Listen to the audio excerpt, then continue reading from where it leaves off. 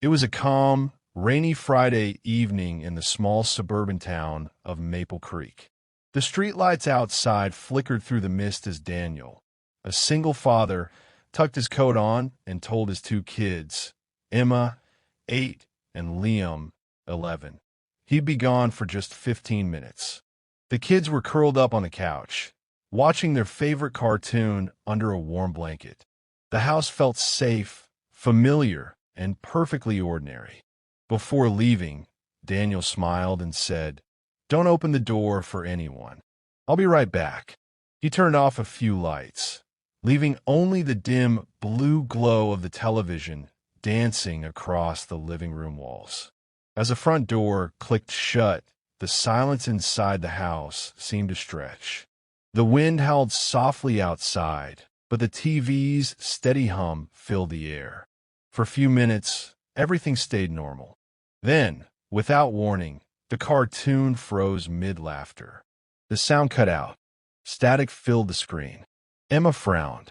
"Liam, what happened?" He grabbed the remote and smacked it against his palm. Nothing. The screen flickered again, and for a fraction of a second, a blurred human face appeared between the lines of static. It wasn't part of the show. The face looked pale, with hollow eyes staring straight out of the screen. The lights above them flickered. The air grew colder. From somewhere deep within the static, a faint whisper broke through. "Don't turn away." Emma clutched her brother's arm. "Did you hear that?" He nodded slowly. "It's just the signal.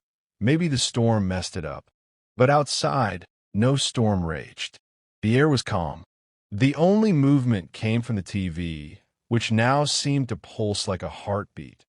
Flicker, flicker, flicker, showing flashes of faces, runes, and shadows that didn't belong to them.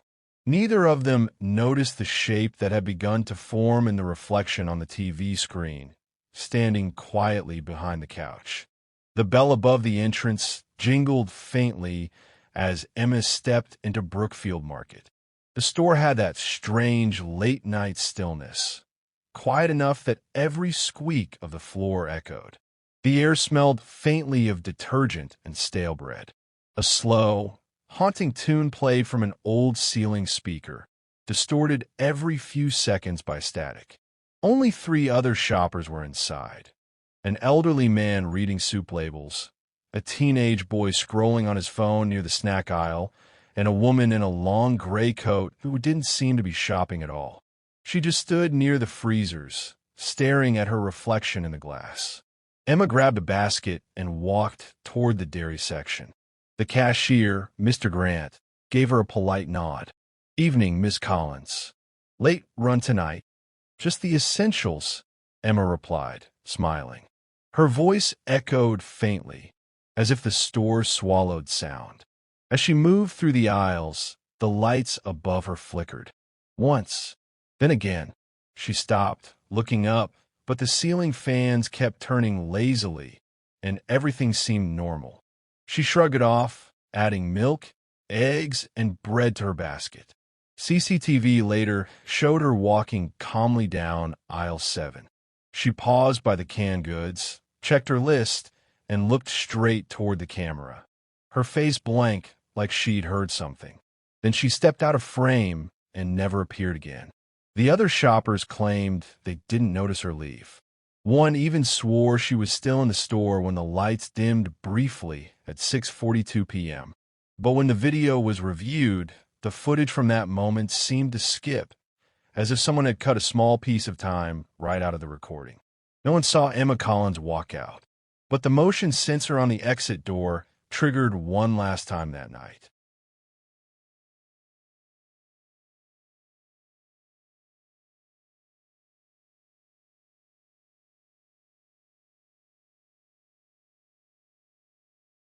The air inside the living room had changed.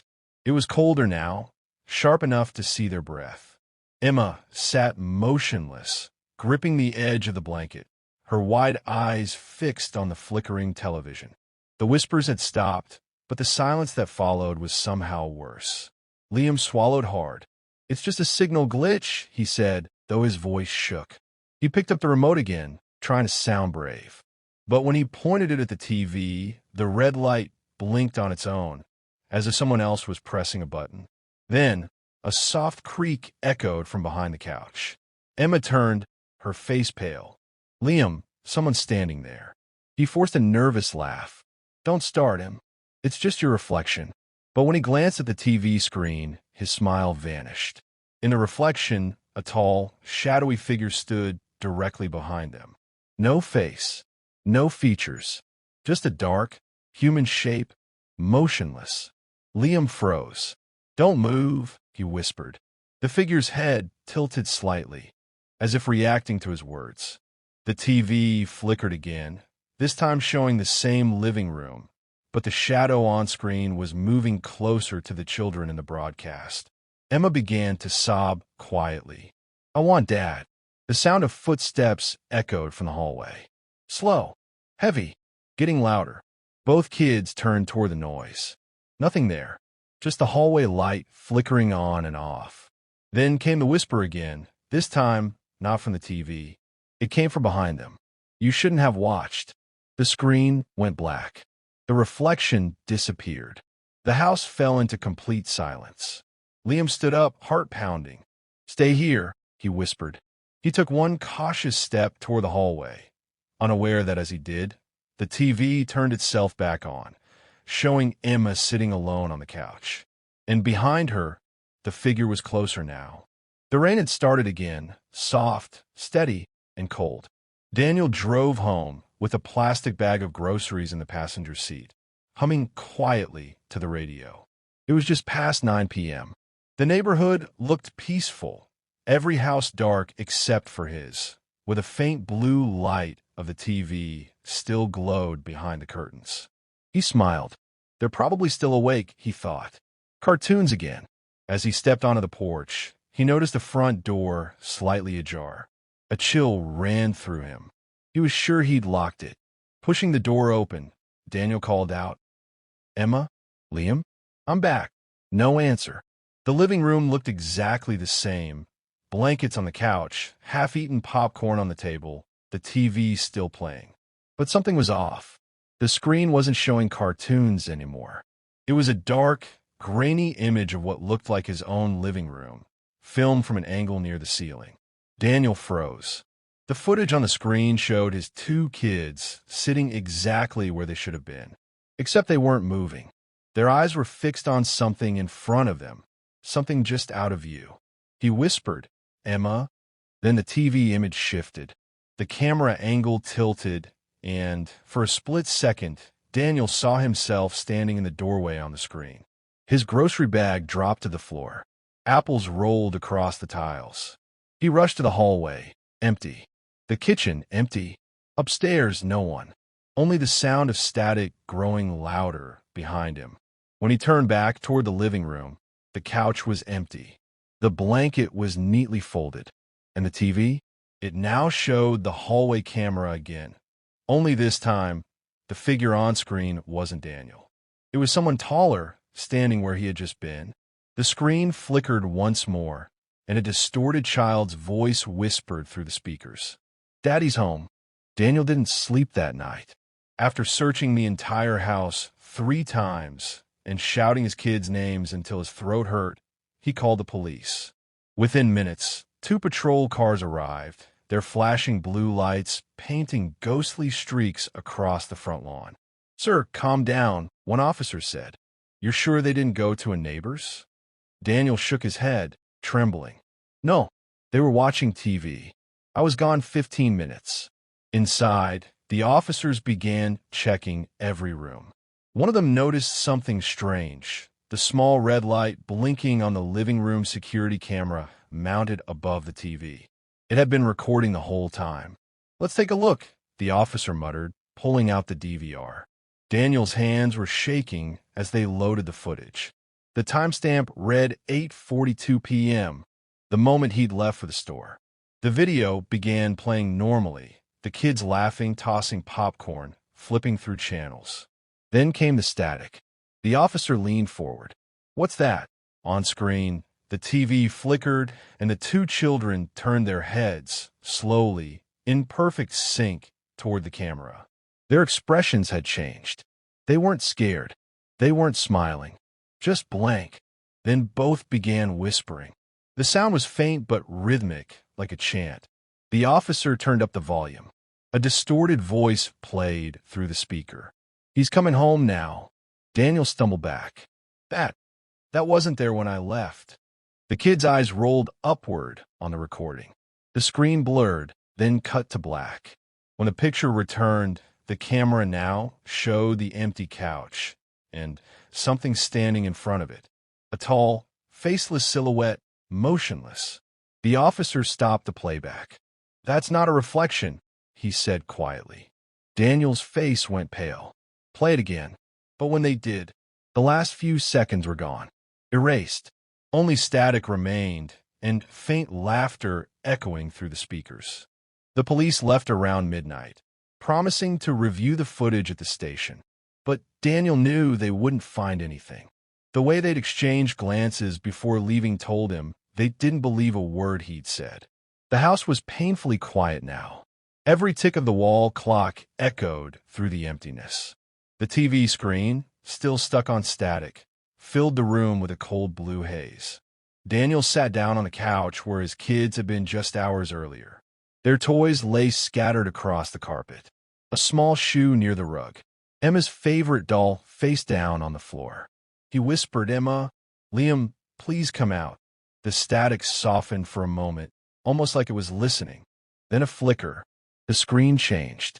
It was showing his living room again. But this time, Daniel could see himself sitting on the couch, exactly as he was now. His heart began to race. He leaned forward, whispering, "What is this?" The version of himself on the TV smiled, slowly. Then the image distorted, the smile widening far beyond what was human. The lights in the room flickered violently. Daniel stumbled back, tripping over the coffee table. The TV let out a piercing shriek of static. Then, abruptly, click, it turned off. Silence.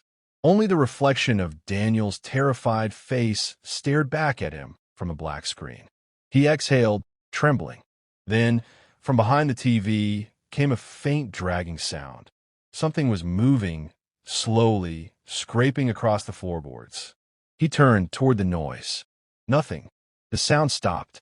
Then, in the dark screen reflection, a shadow began to appear again, rising slowly behind him. The power in the house flickered once, twice, and went out completely. Daniel stood frozen in pitch black. Somewhere behind him, a whisper drifted through the air. "Don't look at the screen."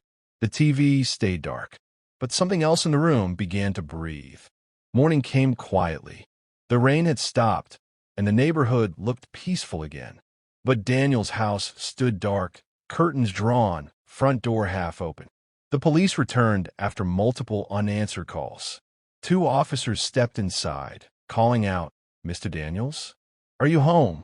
Their voices echoed through the empty house. No response. The living room looked untouched, except for the TV. It was on again, glowing faintly even though the power had been cut the night before. "Strange," one officer muttered. "There's no electricity." The other approached slowly.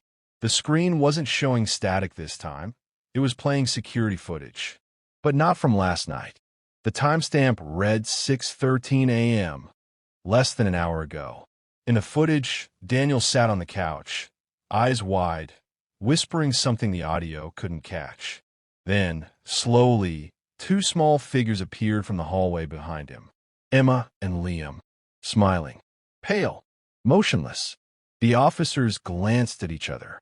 Wait, weren't the kids missing? In the footage, Daniel turned toward the camera and whispered they came back. Then the children placed their hands on his shoulders, and the image distorted violently before freezing. The officer stepped back, uneasy. Then the screen flickered. The footage changed again, now showing a wide shot of the living room. The couch was empty, but 2 small shapes, children, stood side by side, facing the camera. Suddenly, both officers' radios crackled. "Unit 12, Report. Have you located the missing family? They stared at the TV. The children on the screen began waving slowly, smiling wider and wider. The TV turned off by itself. The house was silent, but from somewhere deep inside the walls, faint laughter echoed, soft, playful, and chillingly familiar. Later, the official report stated, no one found inside. All three still missing. Yet neighbors swore that every night around 9 p.m., the TV in Daniel's house lights up again, showing three silhouettes sitting together on the couch, watching.